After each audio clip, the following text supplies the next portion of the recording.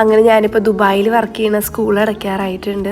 നമ്മുടെ നാട്ടിൽ പൊതുവെ മാർച്ചിൽ അടച്ച് ഏപ്രിൽ മെയ് ലീവ് കഴിഞ്ഞ് ജൂണിൽ സ്റ്റാർട്ട് ചെയ്യാണല്ലോ ചെയ്യുക. ഇവിടെ പക്ഷെ അങ്ങനെയല്ല. ജൂണിൽ അടച്ച് ജൂൺ അവസാനത്തോടു കൂടി അടച്ച് ജൂലൈ ഓഗസ്റ്റിലാണ് ലീവ്. എന്താണെന്ന് വെച്ചാൽ ആ മാസങ്ങളിൽ ഏറ്റവും കൂടുതൽ ചൂട്. നോട്ടഡ് സ്പ്രേ ഇല്ലാത്തൊരു ജീവിതമില്ല. Yes, back to the story.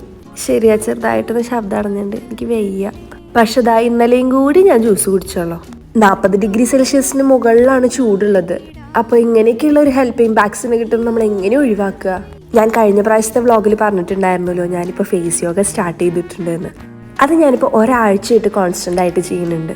നമ്മൾ ഏതൊരു കാര്യം ചെയ്യുകയാണെങ്കിലും അത് നിർത്താതെ കോൺസ്റ്റൻ്റ് ആയിട്ട് ചെയ്യണം തന്നെയാണല്ലോ. അതൊരു ബെറ്റർ റിസൾട്ടിനും പുതിയൊരു ലൈഫ് സ്റ്റൈലിനും ഗുണം ചെയ്യും.